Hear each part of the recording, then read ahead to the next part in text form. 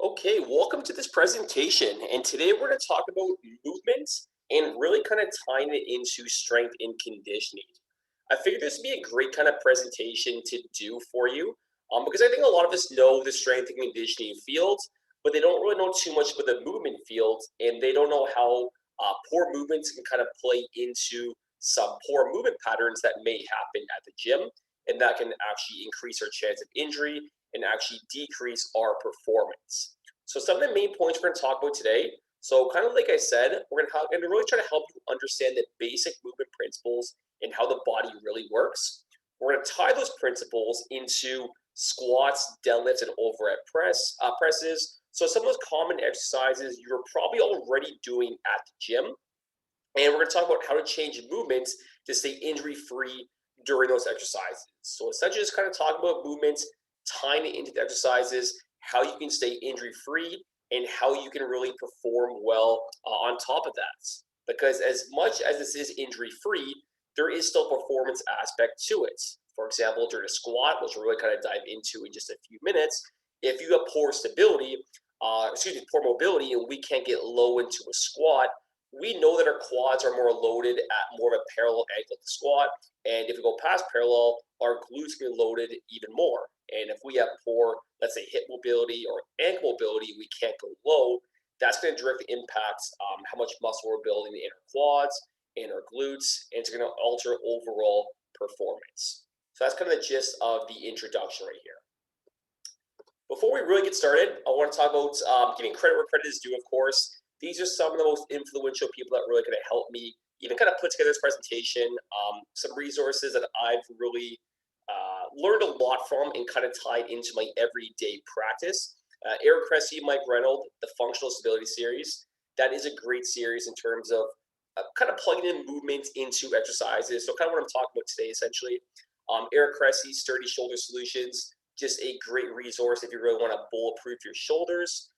Great Cook Movement, probably the best book you can find in terms of how the body works in terms of a movement perspective.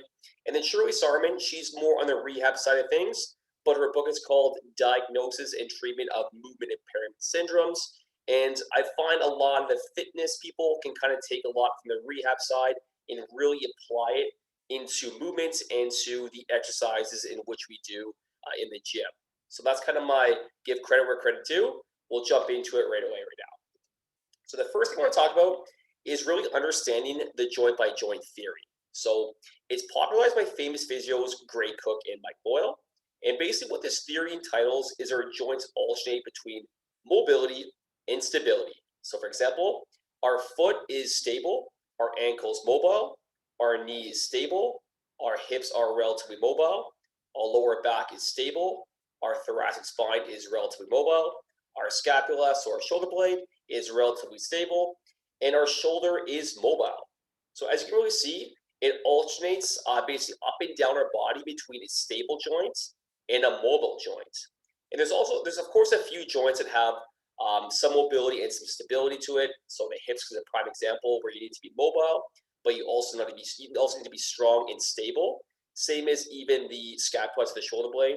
So you got to be stable, but you need to be able to move the shoulder blade freely on the rib cage, especially if you want to get full overhead elevation. So there's definitely a bit of an overlap between some of the joints, but just kind of tying in full circle, it alternates between stability and mobility.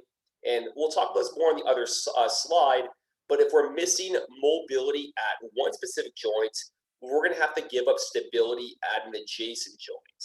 So the best example I can give you, if we have poor ankle mobility, we're going to have to throw our knees under the bus. So maybe our knees got to cave in during the squat. Or if we have poor hip mobility, we got to use our back more. So basically, if we don't have mobility at one joint, it's going to directly impact the joint above and below. And that's basically the understanding the joint by joint theory. And now you're really going to see how this is going to tie into an exercise. And we do have a bunch of exercises in today's presentation. So the first one is Tanisha doing a squat. I'll show you here in 1 second. We'll just kind of talk about a couple points here first. But always know the body takes the path of least resistance, and your body will always find a way to kind of get that motion. So let's say, for example, someone has a very poor squat pattern. They can't squat low. If I was to force that person to say, I want you at this depth. So I want you to go low during a squat. You're going to get there. Your body's going to find a way to get there. But kind of playing out the joint by joint theory, if you remember that, if we're missing mobility at a certain joint, we are going to find it at a stable joint. So let's say, for example, we have poor hip mobility or even ankle mobility. Maybe we're going to round our back in a squat to get to a deep depth. Or if we have poor ankle mobility, our feet kind of collapse in. So the foot's supposed to be relatively stable. So we'll kind of play it out now. I'll show you kind of Sanisha's demonstration here. And just kind of look at the feet and how they really spin out. So before it starts, the feet should be, at least in this example, it's a topic for another day, but at least for this example, this assessment, we want the feet being relatively straight. And if we're missing mobility here, the feet can spin out, the knees might cave in, the lower back might round. So just kind of keep that in mind while watching this video here. I'll run it through it once and I'll pause it the second time through at the bottom range. Okay, so I'm going to play that one more time and I'm going to stop it at the bottom range. So right about there. So let's kind of pause it here. And again, Sanisha has pretty good mobility for the most part, so she's kind of doing this on purpose here. So, don't judge her in the squat. She's actually a very good squat form. But let's say, for example, she's missing ankle mobility here. So again, the feet should be relatively straight, at least during a squat assessment. That's the way it should be. But look what happens if we're missing mobility. You see the feet kind of spin out in this direction. Remember, the feet are supposed to be a relatively stable joint. You see the knees are kind of inwards, kind of even past that big toe. And once again, remember the knees are supposed to be a stable joint. And you can appreciate it from this angle, but the arch, so we have a natural arch in our foot, of course, and you want that arch to kind of remain during the squat. And in this example, the arch is actually collapsing. So once again, we're giving up stability to achieve mobility because we're missing mobility in the ankle joints. And this could be a variety of factors. So maybe it's poor mobility. I'm just using ankle as an example here. But that's kind of how it really plays out into a real life scenario when doing a squat. And you'll kind of see like a deadlift and overhead press more and kind of tie in some of these key principles. Let's move on now. And let's talk about something called relative stiffness. So this is popularized by famous physio Shirley Sarman. And it's actually very similar to the joint by joint theory in which the body's going to move at its most flexible segments. Just kind of everything I kind of talked about, just remember that so far. Here are some prime examples. The lower back flexes more than the hips during a deadlift. You'll kind of see these played out, so don't worry if you're not sure what the words mean, all that. You're going to see these examples played out. But what this basically saying is if we have poor hip mobility, our lower back's going to have to round a lot more, which is basically flexing. So that's one example. The second one, the lower back extends at the top of the deadlift opposed to glutes. So think when you come back out of the deadlift and you're standing up, if you have too much stiffness in the front part of the hips to get into that standing position, we're going to have to extend our lower back to kind of give us that false range of motion. Again, you'll kind of see it in a little more detail in just a few slides, so hang tight.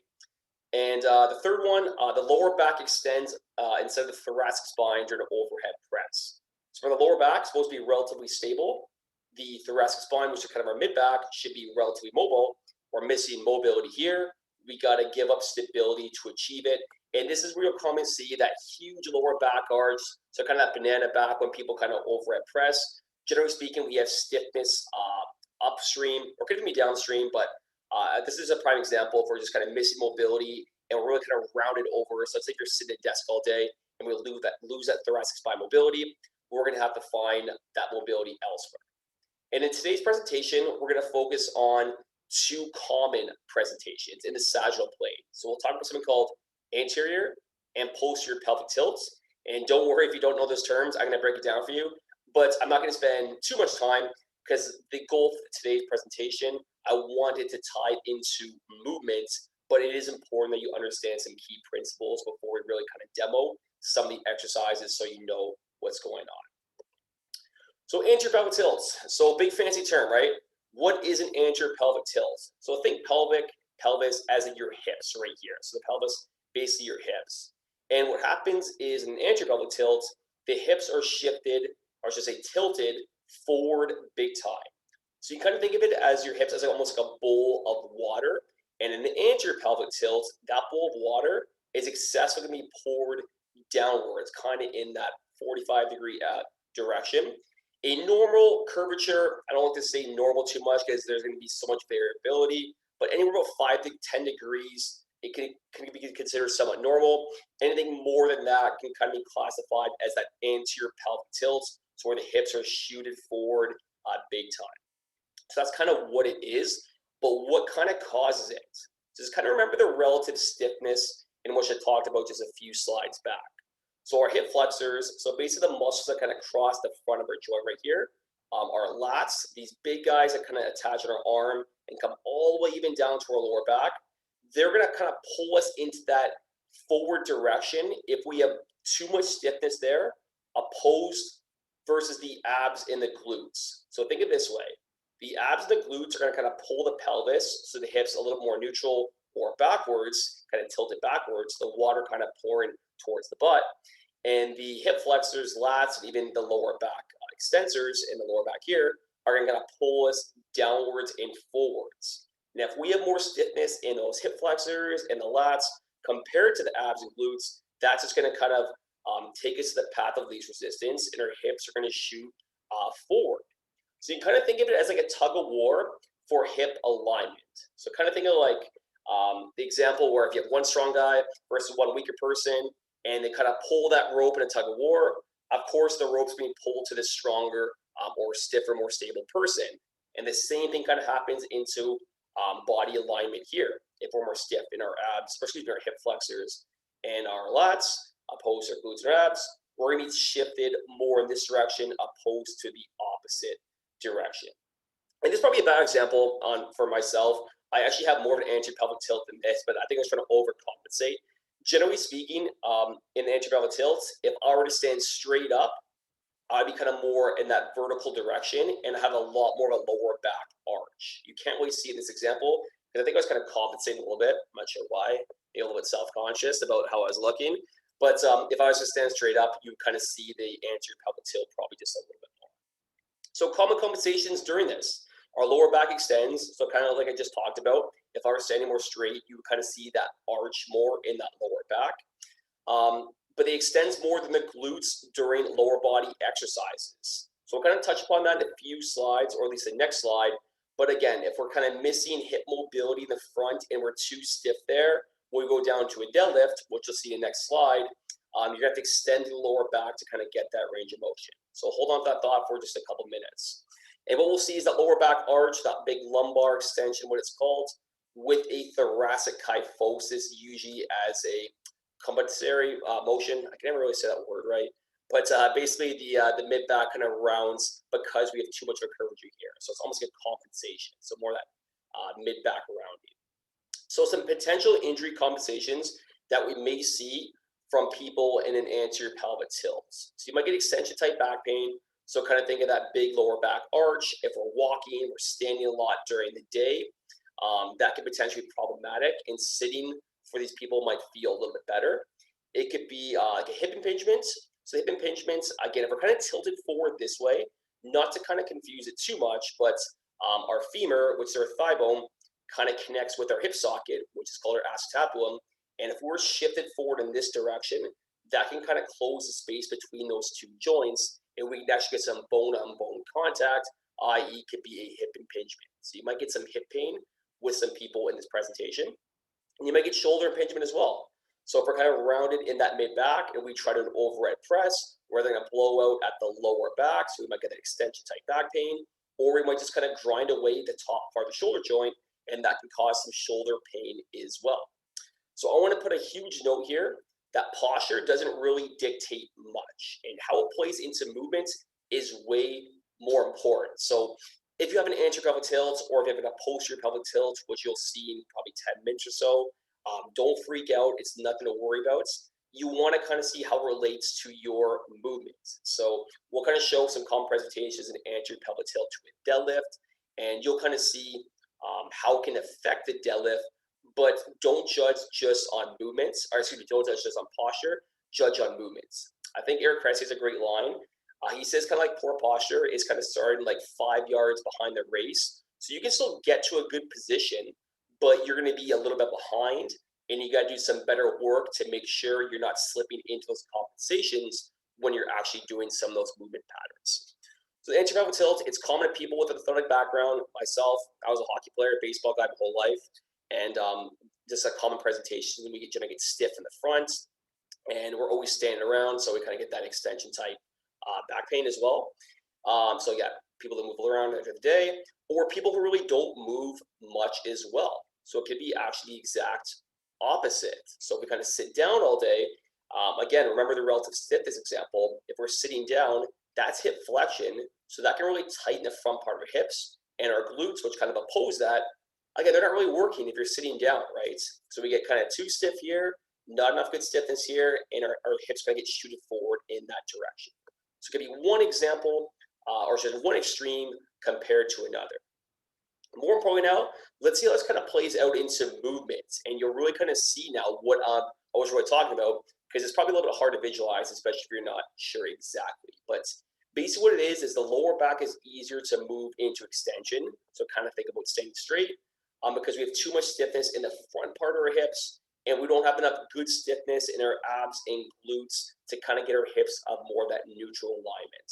So I'll kind of play you the video first, and then I'll pause it the second time through. Just kind of hang tight here as it loads. Just kind of watch my lower back at the top.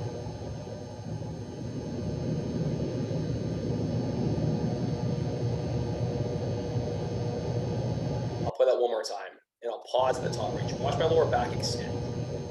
Right there. So you guys see that? At the top range right there, do you guys see that lower back arch? You see my that rib flare kind of shooting forward? So because I have too much stiffness in the front, so I can't extend through my hips, I have to use my lower back to extend at that top range. So how do I counteract that?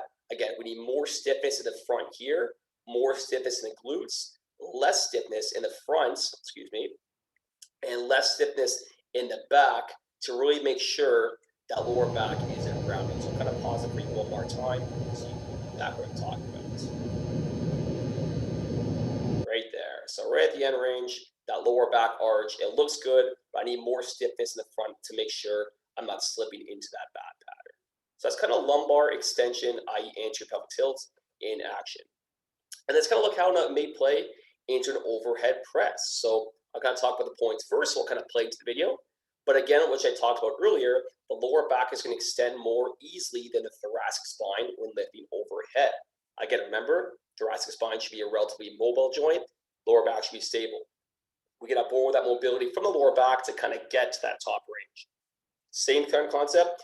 We don't have enough good stiffness in the abs and glutes. So when the abs and glutes are going to pull our hips kind of more level. And if they're not, we're just going to dump forward and we get that compensatory lower back arch. But let's kind of play right now and you'll see exactly what I'm talking about. Same thing, I'll run it through just for one time and I'll kind of pause it for you at the top range so you know exactly what I'm talking about. Sorry about the delay here, just a little bit of load.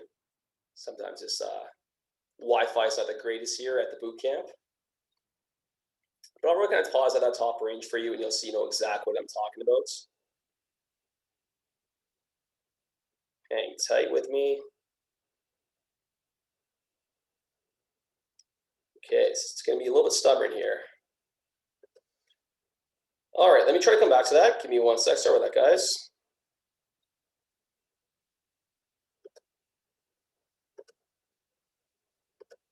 Let's see if I can get it here.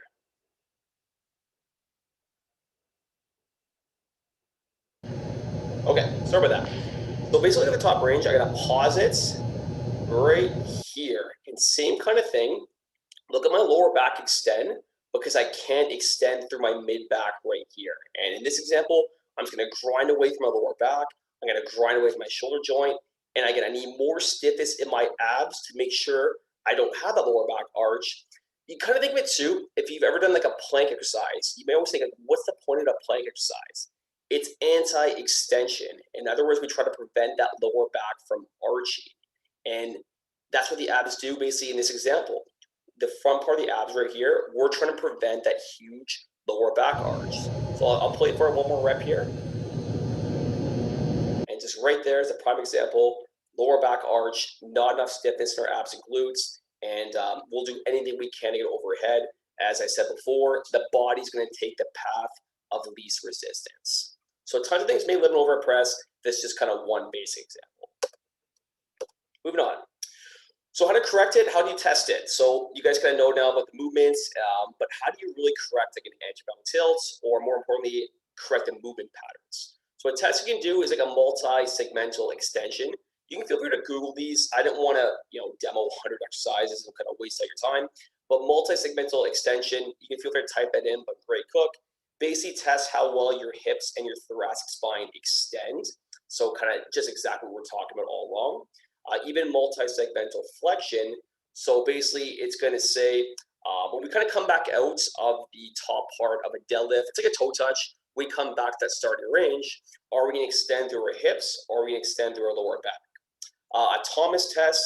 I actually just post this on my Instagram, so if you're not sure what it is, check it out. Just one post before. It's one or two posts before. It's basically kind of testing how well our hips can extend, and even our lumbar lock rotation is going to test how well our thoracic spine rotates, i.e. extends as well. So feel free to test those to kind of see where you're at in terms of a movement standpoint. But let's say if you do have some poor movements. So how do you fix it? You want to reduce the bad stiffness first. So of course we want to reduce the bad stiffness in our hip flexors, our lats, our lower back extensors, our thoracic spine. Basically anything that's going to kind of put us into a bad position. So you always want to clear mobility first before you kind of get to the stability and then re-engrave into the movement patterns. So reduce that bad stiffness first.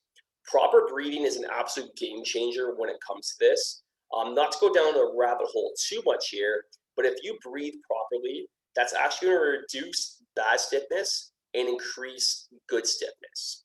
So people who don't breathe properly and they're in that very extended type posture, so that big lower back arch, that anterior pelvic tilt, we aren't really using our main respiratory muscle properly, which is our diaphragm. So because of that, our secondary muscles got to kind of pick up the slack, one of those being the lats. So these guys can get really toned up if we don't have good diaphragmatic breathing, and even other muscles like our neck muscles, our pec minor, which is going to kind of dump us into a bad spot when it comes to like overhead motion.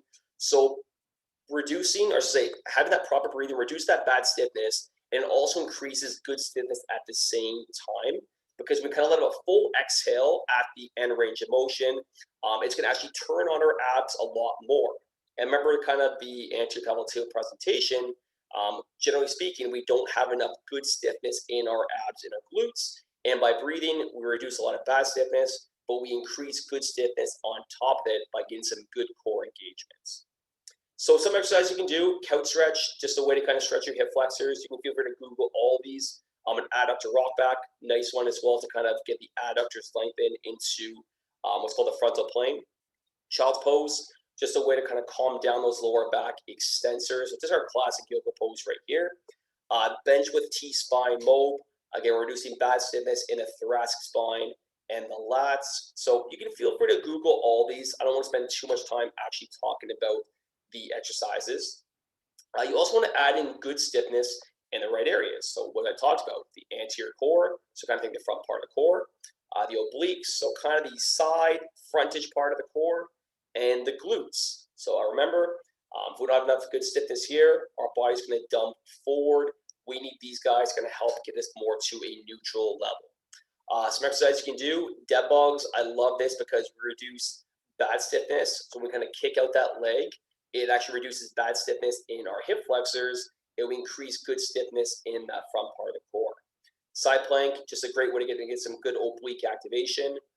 Bird dog as well. We're extending the hips, we're reducing bad stiffness in our hip flexors, and we're getting some good stiffness in our glutes. And any sort of bridge, like a glute bridge in the ground, you can do a barbell glute bridge, anything like that is a fantastic way to kind of get some glute engagement. And then once you kind of reduce your bad stiffness and increase some good stiffness, this is where you kind of want to introduce it to your functional movement patterns. So whether it's a lunge, a deadlift, a squat, an overhead press, because what you don't want to do is just do all this, but you don't kind of get it into that functional movement pattern. It's kind of like hitting save on your Word document. Your brain's not going to remember all the stuff you just did if you don't introduce it to that functional movement pattern. And I think this is where a lot of people kind of miss the boat. If you want to change a movement pattern, you got to kind of, reduce the bad stiffness first, increase the good stiffness, of course, but you got to make sure you introduce it to that functional pattern and whatever you're trying to change. Hope that makes sense. So this is an anterior pelvic tilt. We're going to talk more about a posterior pelvic tilt now. So what is that? It's basically the exact opposite. So as you kind of see Sanisha here, her hips are a little more in that neutral position. You probably couldn't appreciate it from me because, again, but the picture wasn't the greatest, but my hips are shifted forward, trust me. But basically, it's the exact opposite of anterior pelvic tilt. So kind of think of the bowl water example. Remember the anterior, the bowl water is going to dump forward. The posterior, the bowl water is going to be a little more neutral, or it's going to be a little more backwards. And in this case, Sanisha's not in a true posterior pelvic tilt. She's probably a little more neutral, but this is like a common presentation you'll see, and she's got a pretty flat back as well, which kind of ties into that posterior pelvic tilt. So what it is your hamstrings, glutes, and abs. So basically the opposite muscles, hamstring, glutes, and abs, are more stiff than the front part of the hips, the lats, and the lower back extensors. So it's literally the exact opposite of the anterior pelvic tilt. So hope it kind of makes sense. Hamstring, glutes, and abs are going to pull us back in this direction. Hip flexors, especially, going to pull us down this direction. And if we have more stiffness in the abs, glutes, and hamstrings, of course, the body's going to take the path of least resistance, and it's going to kind of pull us a little more neutral or even backwards. So the common compensation, what you'll see in the next slide, is the lower back flexes easier than the hips do. So in other words, if we can't get good hip flexion mobility, our lower back's going to have to flex, i.e. round, when doing some of these movements. So whether it's a deadlift or a squat, you'll really kind of see it break down in the next couple slides. Some things we're going to see is lumbar flexion. So instead of the opposite, instead of the curve that we get, it's actually a little more rounded or even a little more of a flat back in the lower back. And we're going to get that sway back, so kind of like that tuck under type of feel, where abs are really kind of bounded down, and we get that thoracic kyphosis, that rounding of that mid back on top of it, which you can actually see Sanisha actually has a little bit right here. Potential injury from that, that posterior pelvic tilt. Potentially, it could be a flexion type back pain. So kind of think of anything where you're kind of bending down, maybe you're tying your shoe or you're deadlifting from the bottom, and that really kind of flexes and rounds your back. Could be a potential injury mechanism. It could be a shoulder impingement. Kind of same thing for the anterior pelvic tilt. If we don't have good thoracic spine mobility here, generally speaking, you're not going to be able to overhead press cleanly. And that's the case, you're basically just going to have to grind away at the top part of the joints. And people in posterior pelvic tilt, it's actually common in people who sit at a desk all day, roofers, plumbers, cyclists. So anyone basically who spends a lot of time in that rounded, i.e. flex position. And Sanisha, she's actually a social worker, trainer as well, of course. But for the past few years, she's been, sitting at a desk all day, sitting down, and that's her job. That's basically adaptation to opposed to man. So she's going to be in a little bit more into that posterior pelvic tilt opposed to the anterior pelvic tilt. So let's kind of see how it plays out into the exercise. Let me see if I can kind of get this loaded first so I don't waste your guys' time. Getting started here, so I'll just kind of pause it. But basically, what it is the lower back is easier to round opposed to the hips because there's too much stiffness in the hamstring glutes and not enough stiffness in our lower back extensors. So our lower back extensors being right here to really kind of counteract keeping that spine nice and neutral. It could be just a case where the individual may not know how to hip hinge correctly as well. So it could be a stiffness issue. It could be a technique issue. But I'm going to play the video and just kind of look. You'll kind of see when Sanisha hits the end range that she's going to flex more at her lower back opposed to flexing more at her hip. So I'll kind of play it through and I'll pause it for you the second time through.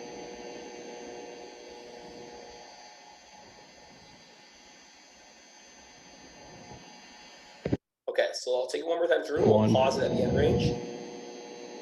Right about there, you start to see the rounds. So again, if we're too stiff in our hamstrings and glutes, this motion is called hip flexion. If we can't flex at our hips, remember the relative stiffness example, we're going to have to flex at that lower back to get that range of motion. And this is where you kind of see that the disc bulge injury and tons of injuries in the weight room. And this is where a lot of people kind of blame the deadlift for being a bad exercise. It's not a bad exercise at all. It's actually a fantastic exercise. Generally, it's your poor movement patterns kind of playing into it, and you can achieve a good position. So let's kind of finish at the last 6 seconds for you. Let's kind of look at lower back rounding compared to flex at the hips. Okay, so that's how it kind of plays into a deadlift. We'll talk about the same thing into a squat. So same things, the hips don't flex well, so the lower back has to flex. You may have heard of that butt wink, aka the posterior pelvic tilt, and that's basically exactly what it is. And again, see, she has a pretty good squat pattern here.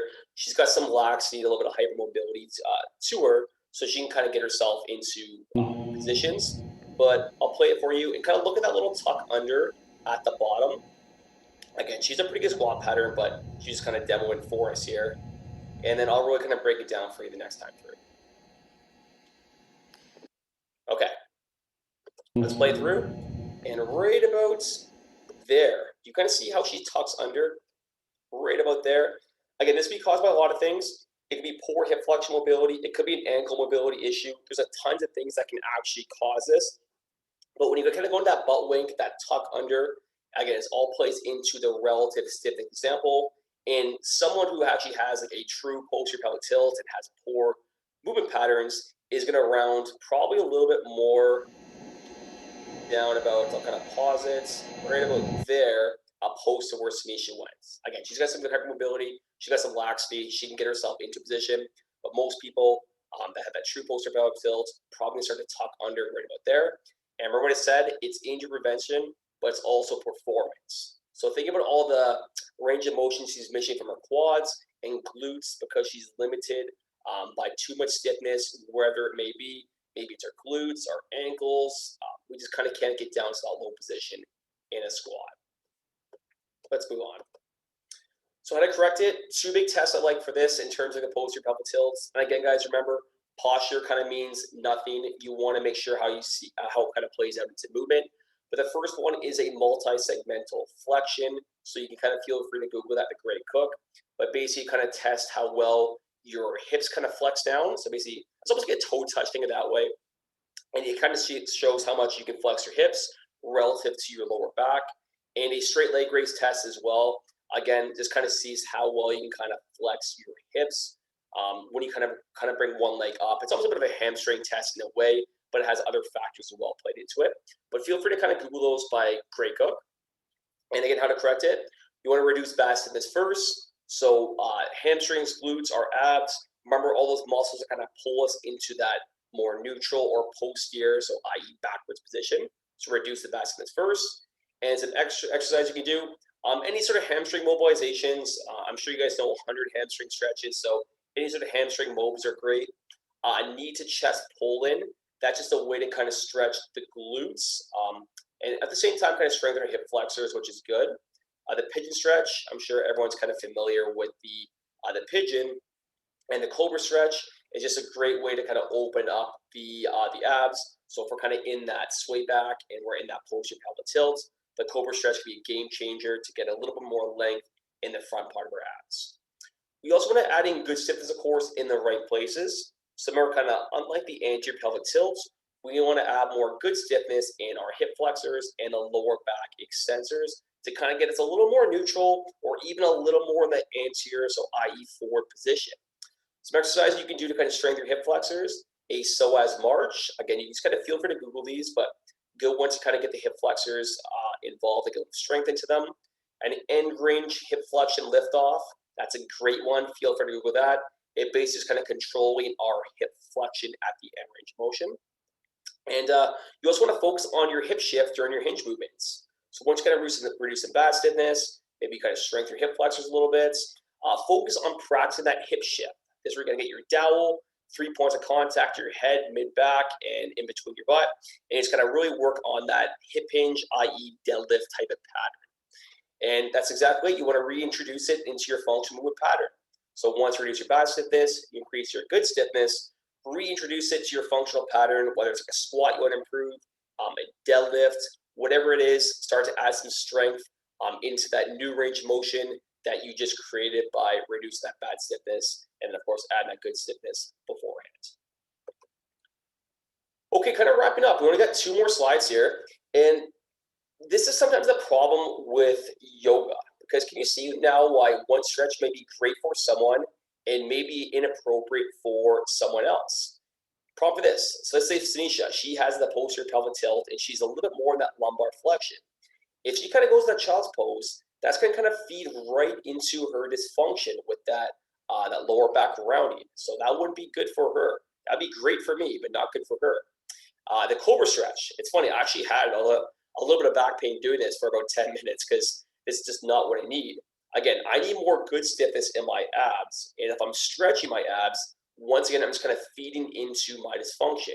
I have that lower back arch already. I'm creating a little bit more of a lower back arch.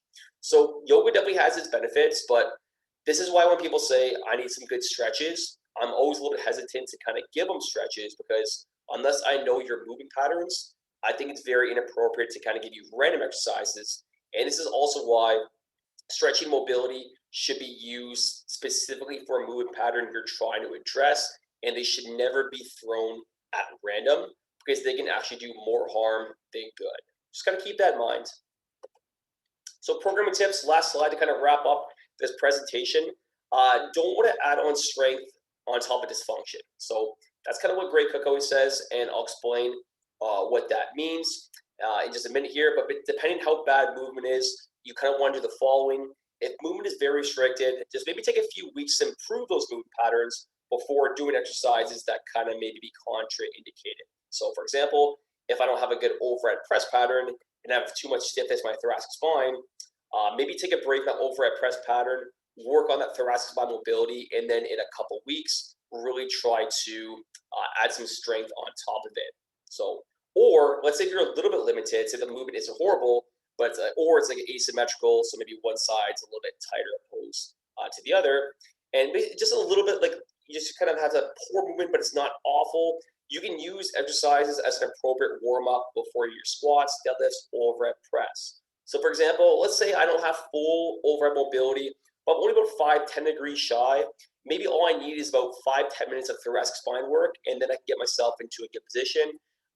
Maybe I do the thoracic spine work, and then I'm good to go. I can press pain-free. I have full overhead flexion. So that can be something as well if your movement isn't horrible and you just need a couple of mobility exercises to get yourself in a good position.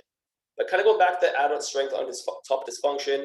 So this is kind of Gray Cook's line, and he always kind of mentions that it's almost going to be impossible to change a movement pattern if you're just constantly adding strength on top of poor movements. It's going to make it 3 times harder because your brain's not going to recognize it, and it's going to be a long uphill battle. So either kind of do what I said, take a break altogether, maybe exercise for a few weeks to kind of change your movements, or if your movement isn't that bad, just do some mobility exercises that's going to kind of get you in a better position before you actually get to your exercise. I hope that helps that presentation. Like I said, I think there's a lot of information out there on how to do exercises and how to do this and that and fat loss. But my unique skill I find as a trainer is kind of combining movements with programming and really intervention on top of it. So hope you guys can appreciate now how you might have a great skill. You might have like a good kinesthetic awareness in terms of how to do the exercises. But if you have poor movements, no matter how good you are, you're not going to be able to get yourself in good positions, and you're going to have to change movement patterns before you kind of get yourself into a good position, whether it's a squat, a deadlift, overhead press, or really any exercise out there. Hope that helps. If you guys have any questions at all, please let me know. I know it was a handful today, and I really try to skim through a lot of information in just a short 30 to 40 minute PowerPoint. So please let me know if you have any questions at all, and I'll be more than happy to help you out. Thanks so much for listening.